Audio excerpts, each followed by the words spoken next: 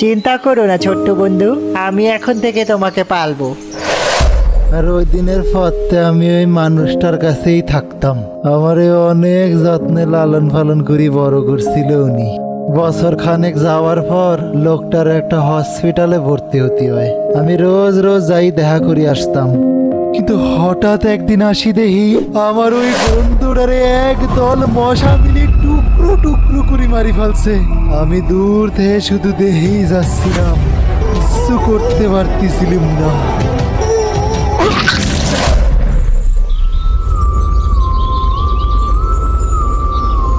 আমি তোমার মৃত্যুর বদলা নিয়েই ছাড়বো বন্ধু, আমি তোমার মৃত্যুর বদলা নিয়েই ছাড়বো।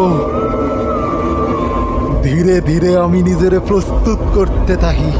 সবার আগে আমার টার্গেট ওর ছেলে মেয়ে, যারা ওই মশারে সাহায্য করছিল।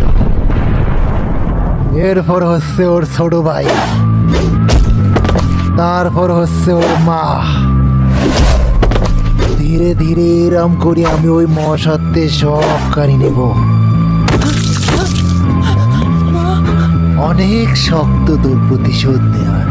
আয়, এখন আমরা দুজন মিলে প্রতিশোধ আমি তোকে জানে মেরে ফেলবো মধু চোষার বাচ্চা। তার আগে একবার নিজের বউর একটু দেখিলাম।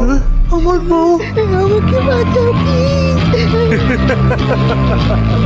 আমার বডিতে যদি একটা আঁচড় লাগে, ওইদিকে তোর বউয়ের শরীর থেকে তার মাথা আলাদা হয়ে যাবে। দয়া করে আমার